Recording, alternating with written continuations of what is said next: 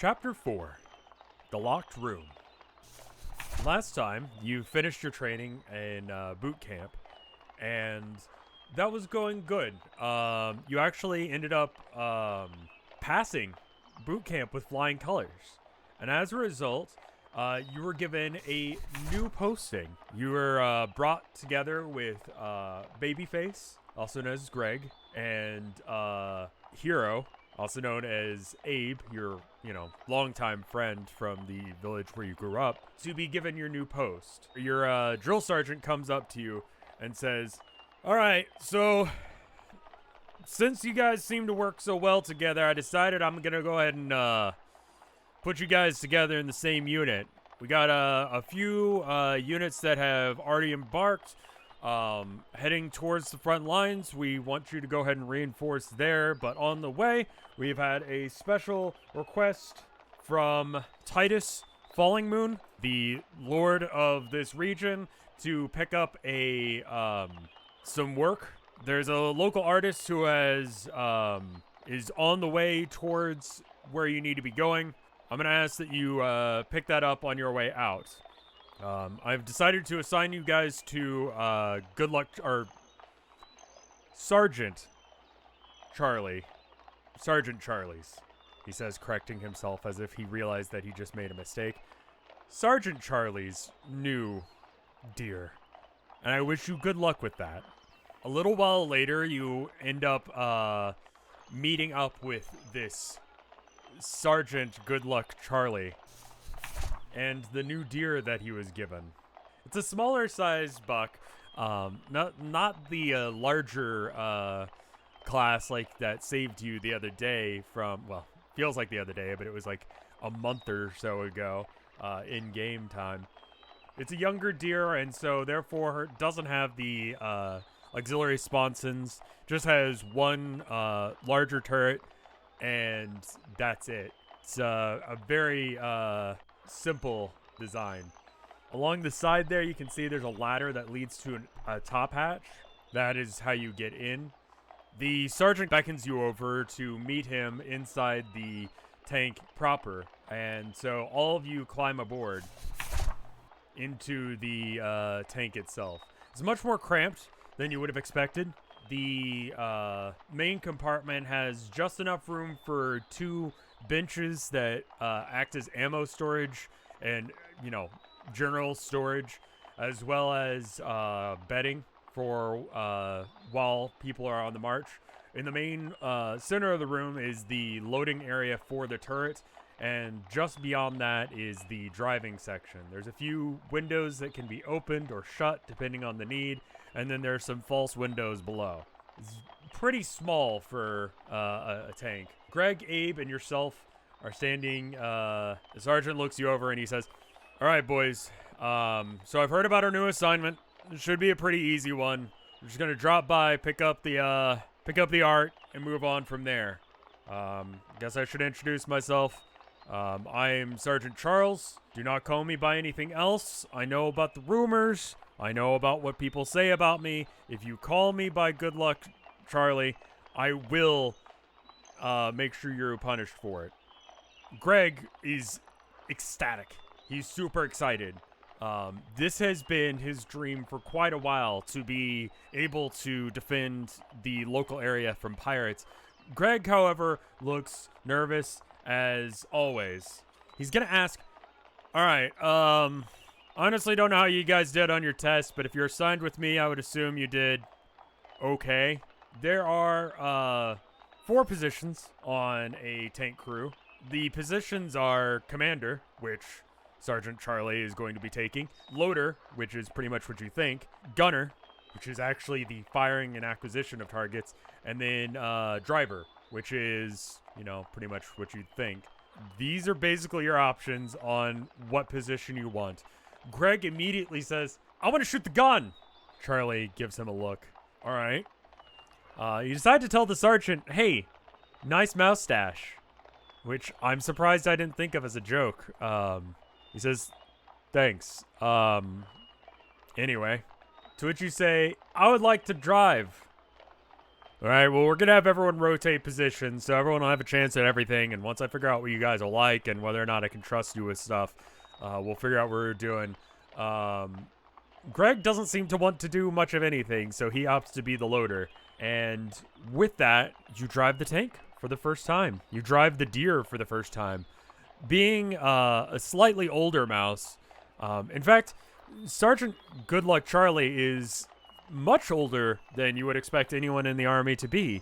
There is a bit of a reputation amongst the armed forces that they do not have especially long lifespans. So to find someone who is not old, but older is surprising. He definitely knows what he's doing as far as all of the positions on the tank, and is able to give you some good tips on how to drive. This was not something that was covered in your training. You knew about it. Functionally speaking, middle-aged mouse. He's like in his, like, you can retire. He just hasn't because he's needed. After a little while of traveling with you driving and Greg just swiveling the turret around like a madman, and Greg just sort of acquainting himself with everything, it begins to rain lightly. It's a fairly quiet rain, so you opt to steer the deer over under a tree, and it delays your progress for a while. Obviously, you can stay nice and dry inside the tank, but you don't want to get the deer wet necessarily. After doing a quick stop for the rain, you come to a small town, and by small, I mean it makes the town you grew up in look massive. You pull the deer over to the side, and alongside the house where the artist that you are told to meet up with lives. It's a very nice little house. And make your way on up to his door. Sergeant Charlie decides to stay inside the tank because he says, like, I'm just going to keep it busy. I'm going to make sure that it doesn't go anywhere. Just go and get the art and come back. Greg knocks on the door, and it swings open very suddenly, hitting him in the nose when a squirrel comes out. What? Absolutely not. Nope. No. And then the door is shut again. You're now left with a bit of a weird situation. Greg rubs his nose because that hurt. I keep calling Abe Greg. I'm sorry. Yes, no. Greg is standing in the back. You're in the middle here, and then Abe is up front. You ask Abe if he's okay, which he says, yeah, but that hurt. What's wrong with this guy? Say, we should knock again. Excuse us, sir. We've come to pick up the paintings, the drawings, says Greg. The squirrel, known as Herbert, the artist that you were supposed to meet up with, has opened the door again. This time, a little bit more gently, to not knock Abe in the nose this time. He says, okay, yeah, sure, no, it's, okay, fine, but, okay, just, he stammers for a minute. All right, come in. We'll work this out. There's been some new developments, and I need you to come inside.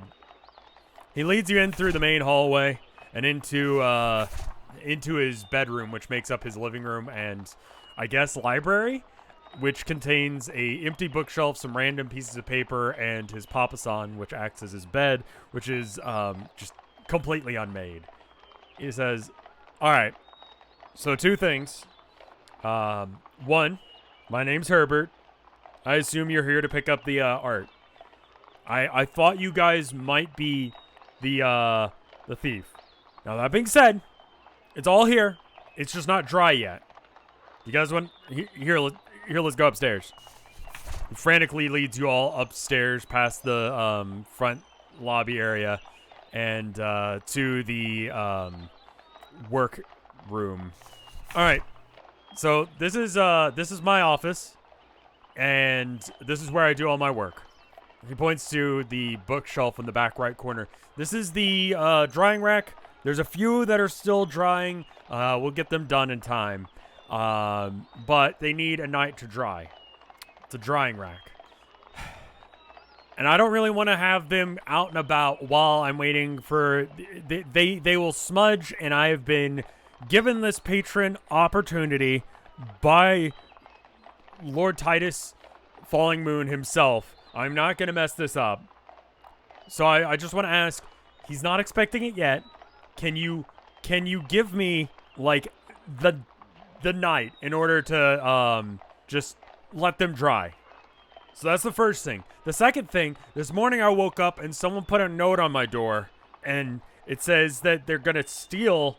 Here, he just hands you a piece of paper, and it says, I know what you're doing here, and I'm not going to let it happen. I will be taking your art tonight with no signature. I got this on my door this morning. All right, it looks like the winning one is... Why would someone want to steal your art? Okay, so I don't know what they told you, but I'll go and fill you in. My job, the reason that I have this house, is to be able to convince people to come to the Falling Moon Kingdom. I don't know where you guys are from. I don't care. And in order to do that, I need to do drawings of the area to convince people how pretty it is out here and how unexpanded upon it is, so that way people actually come here. That's why I was hired to do this work by the Lord of this region. That being said, with the rain that we've been having recently, it's been a bit difficult to get some drawings going, and it's also raised the humidity in the area, which means that the ink hasn't dried in time. And so while I am supposed to hand it off to you, I just figured you guys could be a little bit faster in getting it down there, and maybe make an excuse. I don't know. Make it an excuse that you're just like a day late because rain or what. I don't know. You got army men things you could say. Can we see some more of your writing? I'm not a writer, I'm an artist, but let me see if I can find something. He shuffles around the room for a bit and finds something. This is me trying to remember what I was supposed to order in order to have supplies to finish it off. Will this do? He hands you a piece of paper. Listen, if you're suspecting me, I'm just going to tell you right now. A lot of people don't like what I'm doing here. Does it look similar? The threat, the message from the thief, is very blocky, intentionally very sloppy looking, probably just to disguise the handwriting of the actual person, so it looks nothing like his. A lot of people don't like the idea that I'm trying to get people to move here. If I had to make a guess, I would say it's probably that Marley guy. He doesn't like me. He's never liked me. A lot of people don't want people moving here because they've got their nice quiet town vibe, and I get that. I like it here too. But like, you know, I got a job to do. I gotta make a house. I gotta pay for this house. I'm glad you guys are here. I have not been able to sleep lately. I'm sorry if I seem a little tired, but since we've got to wait for this to dry anyway, would you guys mind just watching it tonight to make sure that no one does anything weird and I can just get a decent night's sleep? You offer to have all three of you blow on the painting to make it dry faster. He kind of stares at you for a second. No, I don't think that'll work. How do you know until we try? I've been an artist for years. No, that's not gonna work. It's getting close to night as it is. How old is this squirrel? Like, approximately your age. A little bit older. Abe says, I think I want to run this by our sergeant real quick, if that's all right. He nods, and y'all head on back out to the tank. On your way out the door, you run into another mouse who says, hey, what's the army doing here? You finally getting rid of that guy? No, but where were you last night? To which he says, asleep. That's what people do at night. What do you... Is he dead? What happened? You go, who are you anyway? He says, well, my name's Marley. I moved here because of, that artist there. And, this is not a thriving, huge town. He's kind of a liar in his art. Wouldn't be surprised if he got arrested, but a little bit upset that he's not. Alright, well, guess I'll be going then. With that, he leaves. You guys head back up into the tank and meet back up with Sergeant Charlie. You explain the situation to him, and he says, well, I guess this is a bit of a setback, but honestly, I could use a decent night's sleep, so here's what we're going to do. I want to test y'all's abilities. We're able to test and see whether or not you guys could drive a tank. A deer. So let's go ahead and, the deer still has legs, it's just folded up under him, because that's how deers sit. He does not look anything like Marley.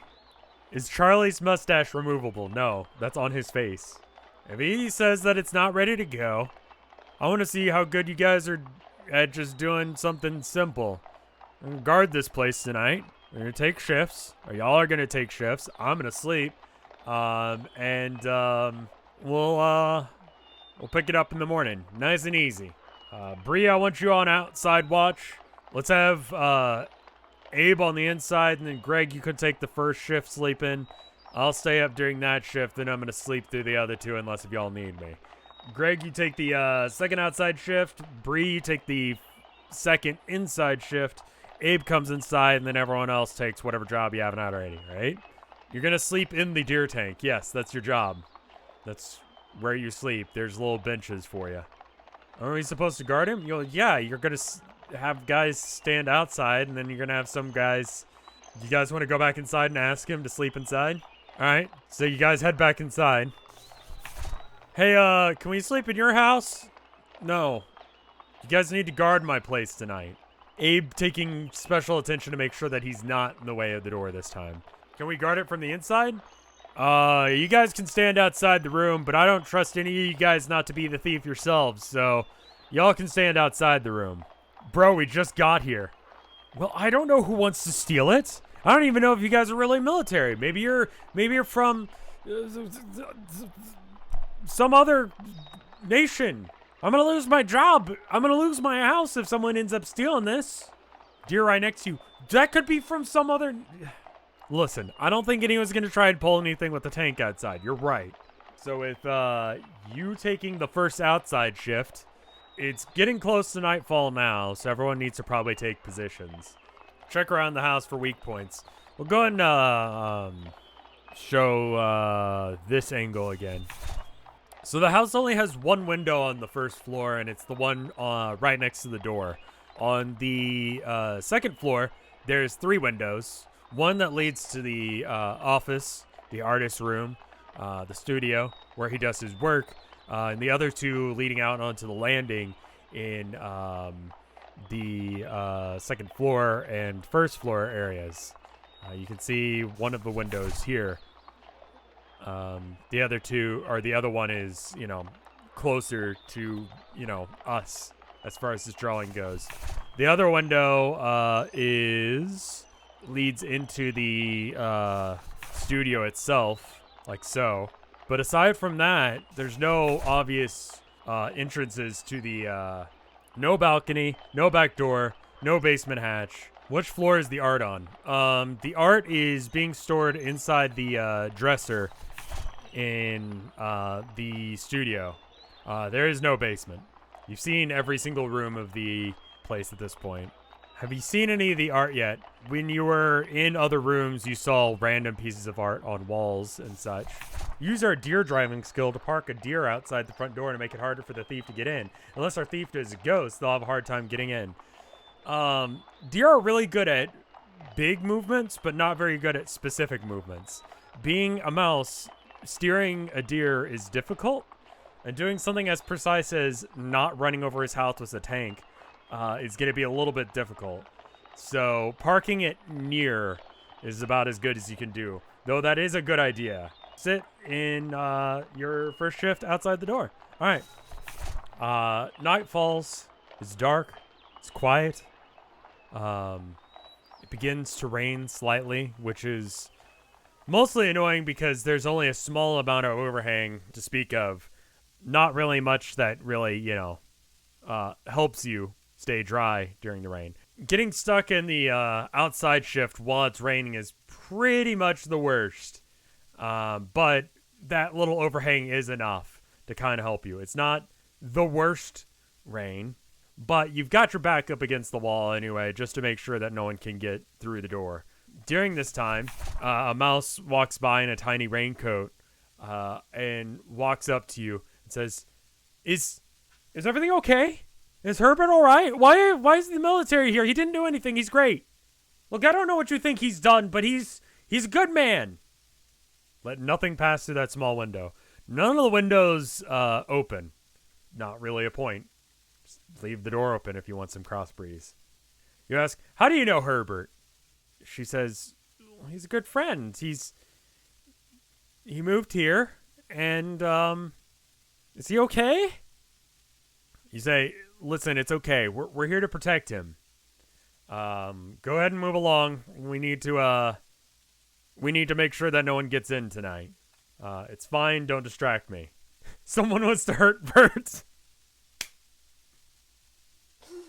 I never call any of this. I never call these awful puns. Anyway, she leaves.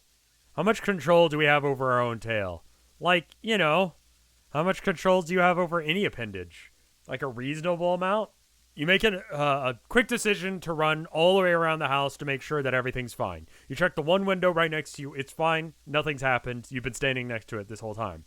You run around the outside of the house. Shouldn't be any way for anyone to be able to climb up to the second floor because of the way that the vaulting is. You run around back to the front, having seen no one outside for a decent, distance. The dandelion is a decent distance away. Like, it would be a fairly unreasonable jump. Where are our comrades stationed? Greg has the first shift on sleeping. Abe is currently inside, just outside the door to the studio, which is locked. And then Charlie is inside guarding the deer. Some time passes. About a third of the night comes by, and Greg drops by to relieve you of your position. Not really enjoying having to stand out here in the rain. You see anything? Greg, what's the password? We don't have his password. Greg looks like he just woke up. Being that it was his turn to sleep, he probably did. Some weirdo came by, some suspicious lady in a raincoat. Okay. Didn't get in? You okay, fam? Yeah, no, I'm just a little tired. I just woke up. It's fine. And then we ran around the house after we saw a person with a raincoat. Greg takes over your position as you head inside, back into the main hallway. All's quiet inside. This door, by the way, is the door to the artist's bedroom, which is locked right now. He told you he was going to lock it because that's a normal thing to do at night, especially with strangers in your house. You climb upstairs to see Abe standing outside the door. He gives you a quick little wave as you ask him how he's doing. Abe kind of just looks over you and says, has it been 2 hours already? 2.5, whatever. You decided to listen to the studio door. Abe kind of just looks at you like, what? You go, what's up? He goes, not much. Just, standing outside of a door. Nothing's happening. Just kind of hanging out. You seen anything weird, you ask him? He says, nope. Just been sitting here. Trying to figure out what to do with myself. Firewatch is really boring, isn't it? Kind of hated it. Kind of was hoping that we wouldn't be doing this anymore, but it's literally our first job is to do this, isn't it? You listen to the studio door and don't hear anything aside from the sound of rain just generally in the area. The occasional crash of thunder. Better to be boring than exciting, yeah? I guess, but, kind of expected our first job to be like, I don't know, saving a princess or, I don't know, something. It's kind of boring. Anyway, I'm going to go and try and take a nap, I guess. Good luck. You pull up a stool and just sit down next to the door. You hear Abe exit the front door outside and have a brief conversation with Greg, and then him running off through the rain. Yeah, Abe's right. Firewatch kind of sucks. Just kind of sit here for like a while, trying to think of something to do with yourself. You attempt to take a look through the keyhole.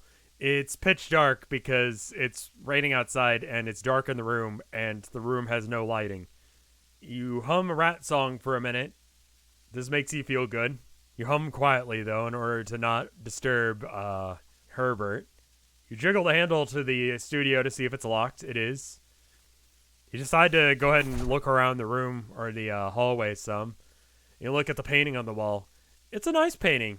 Painting is really not much of a thing in this world, as one would expect. It's mostly ink wash sort of stuff. And that's the style that this artist ends up using. So it's all more or less monotone with blacks and grays and such. The scene here is of a waterfall over a lake, something that you haven't seen being in a somewhat landlocked area of the country.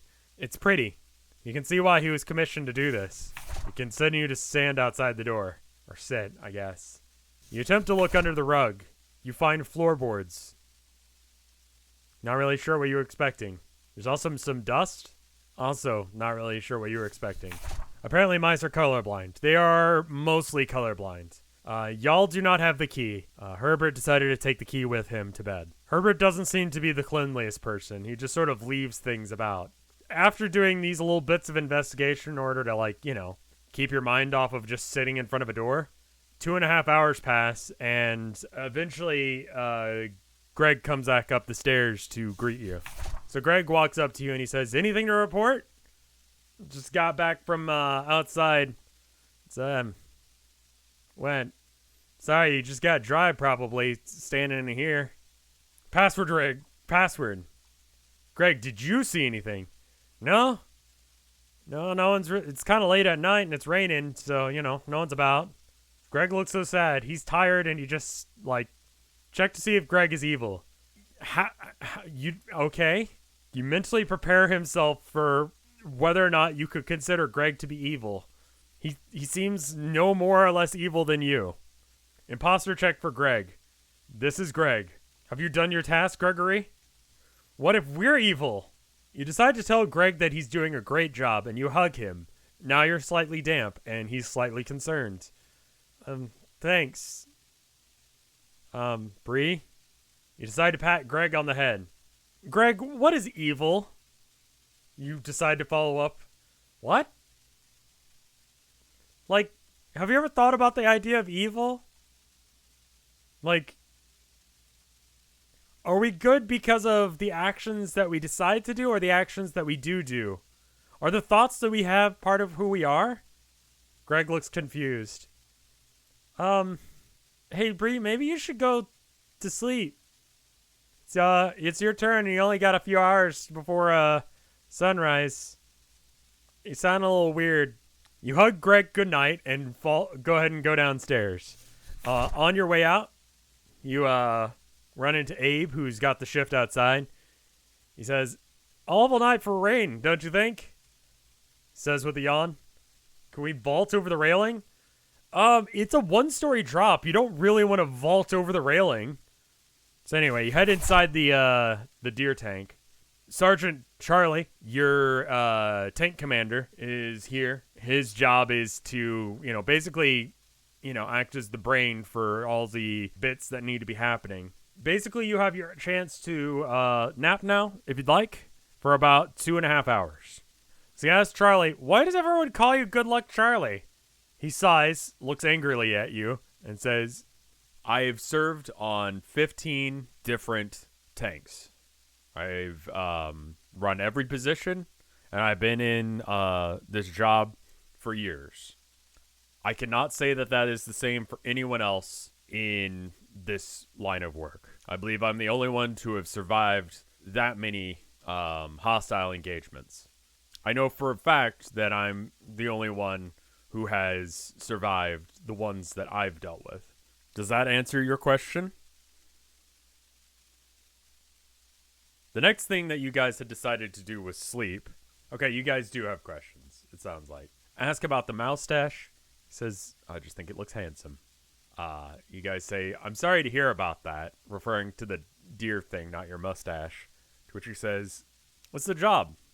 It's what we are here to do. I don't know if you signed up or if you were drafted. I signed up because I know that there's a lot of good we can do in this world. Protecting this artist, being able to tell people about how nice it is to live in this area, I believe is a good that can be done by us. What's your favorite part of a deer, you ask?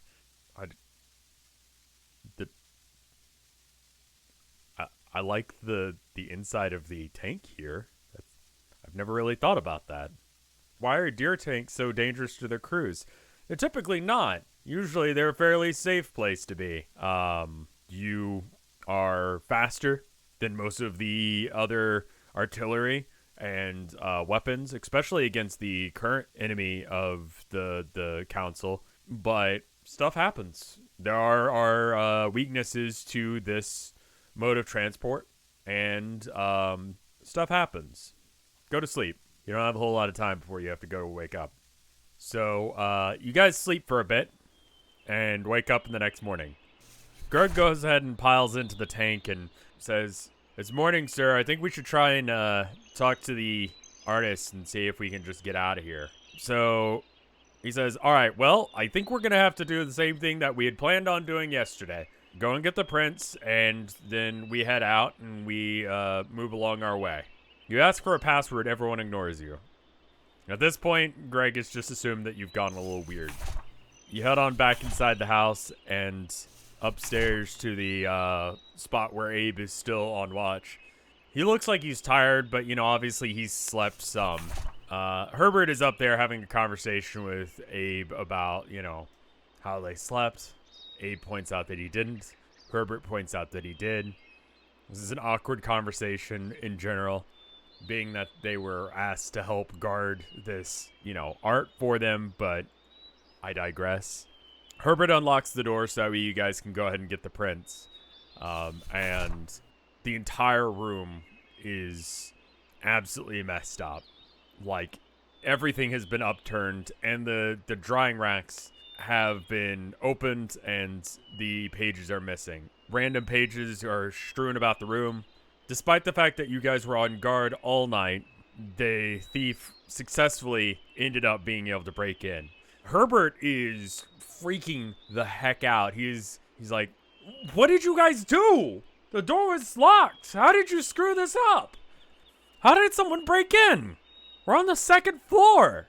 Investigate dead animal on ground? That's ink. There was an inkwell on the desk, and it's fallen over now. Looks like a falcon. You're mouse size. How can there be a tiny falcon? Check window for signs of a break-in. You look over the window, but it doesn't even have the ability to open. It's got a solid piece of glass in the way. Aside from the fact that this is on the second floor, and the second floor has no balcony or way to get in, like, the window doesn't open and is glass and not broken. So it would have been possible to get through the window without having to either break it or climb a, let me show you the outside again. The outside of the house kind of juts out a bit for the second floor. You would have had to have climbed up a 90-degree angle and then back around another 90 degrees to get back to where you were, just to be able to get to the window with no way of really getting to there. Just had to be sure. For sure. Of course. Calm Herbert. You try and calm Herbert down by saying the next thing. You should have let us have access to this room. You knew there was going to be a thief, and the thief got in. We have to find out who did this. We'll figure it out. Just stay calm. Then you turn to Abe and you go, what the fuck, dude? He says, I've been here I was here for my shift. I didn't hear anyone. I didn't see anyone. Did you? We don't even know when this happened. Greg, being a little bit sharper, decides that he's gonna bring Herbert downstairs so they can have more of a conversation down there while you guys investigate up here. I love that you guys were like, clean up this place, you asshole. He should clean up. It's a mess. You guys are investigating a crime scene. You're like, someone should tidy up this place. It looks awful. Like, oh, let's just get rid of this evidence. Let's just, like, clean up real quick. Herbert, get in here. Fix this. What? You walk around the room a bit, searching for a possible trap door or secret hatch. The walls seem solid. The roof is made out of wood as well, slatted wood, as is the floor. It creaks as you walk over. Quite a few of the boards are loose enough that, like, you know, they do kind of wiggle under your footsteps. You check behind the dresser and there's nothing but, you know, dust and random detritus that you would expect from an artist's workshop. You check your truth bullets, you don't have any. And I'm not going to allow you to eat the floor because that's weird. You try and lift up some of the floorboards. They're definitely loose enough to be lifted, but it doesn't seem like it's possible for you to get your fingers in between the cracks in order to, you know, pull up the boards. They're kind of closely held together. You ask to see Herbert's room again. I mean, you can just go downstairs.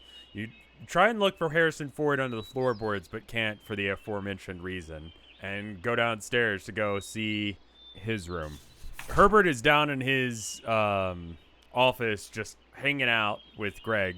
So you guys decide, try and move the bookshelf and inspect the bookshelf. It is firmly bolted to the wall in such a way that you would not be able to move it if you tried. As a result, it's pretty much as stable as can be. Some of the shelves look a little crooked and bent, like they've had too much stuff put on them.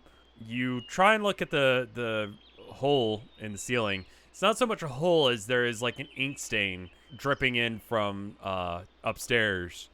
Try and get Herbert's alibi. I was asleep right here all night. Y'all know that. You guys are coming in and out all night, right? So how would the door is locked? The door upstairs was locked. I was locked in here. I don't know why you're giving me the 5th degree. Is there a window in Herbert's room? No. It's windowless. Why are you acting sus then? I don't think I'm acting suspicious. I think that you guys screwed up doing your job. I told you that someone was going to break in and try and steal my prints. And now they're gone. You guys decide to try and climb up the bookshelf as if it was a ladder and press on the stained floorboard from below. You say, "You have nice glasses," on your way across the room as he moves out of the way to let you do so. He said, what are you doing? You climb up the bookshelf and push the floorboard easily out of the way. You climb back down. Herbert kind of stares at you. Greg and Abe stare at Herbert. You decide to check Herbert's bed for clues and just find the prints in the bed. They look nice. He turns around and picks up the box on the other side of the room. Here's the box for him. The other ones are upstairs. That was anticlimactic? Oh, you have no idea how it feels to write this, and then you guys just solve that shit. It's good. It's good. I didn't expect you guys to get it that quick. You've shown us 3 Danganronpa games. What'd you expect? The Town of Nowhere? Everyone's like, oh yeah. Everyone's just sort of staring at Herbert at this point. Kind of like, what the hell, my dude? You say, bruh. Like, dude, what the fuck? Was this a setup? Who are you working for? Okay. So let me explain. I'm working for Lord Titus, as you guys know. And I intended to give it to you guys. I wanted a little bit more time. Because this area is actually kind of nice.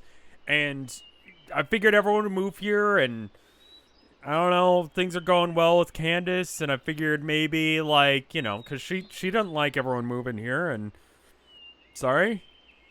Lord Titus Falling Moon, the guy who, like, the king of this legion, this region, you decide to drag him out in front of the house to where Charlie is and have him explain the situation.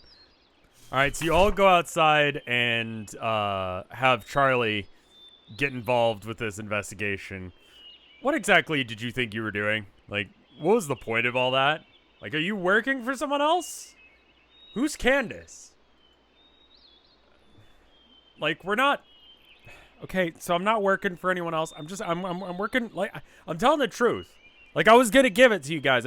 I wanted a little bit more time before people, because when I started working on the first series, when that went out, a whole bunch of people moved in, including Candace, and she's cool. But I just, I wanted to, you know, have some more time with her, and I think things are going well. Like, so you guys have the prints, so everything's cool, right? Like, you guys could have come by and dropped by to pick it up later. It wouldn't have been a big deal. Abe, why don't you take him back inside? Me and Bree and Greg are gonna go have a conversation inside the tank. You alright? Abe understands and leaves you guys to go have that conversation. What do you think, boys? You think he's telling the truth? Because honestly, if we've got the prints, if we've got everything we need, then we're delayed by 1 day. No harm, no foul. But if you think that there's something else to this, we can try and investigate more. As a self-admission, he did say that he was delaying you guys on purpose. So, if he's to be believed on anything, he intentionally delayed the prints from getting out on time. So you guys say, I think there's definitely something nutty about this sussy squirrel. Charlie just kind of gives you a look like, what? Charlie, what do you think? Well, honestly, I kind of think no harm, no foul. I don't know as if it's really worth our time to deal with this. I think this is something that we should definitely bring up with Lord Titus when we see him and when we deliver this. But as far as I can tell, doesn't seem like anything to do with, I think you should never say sussy again.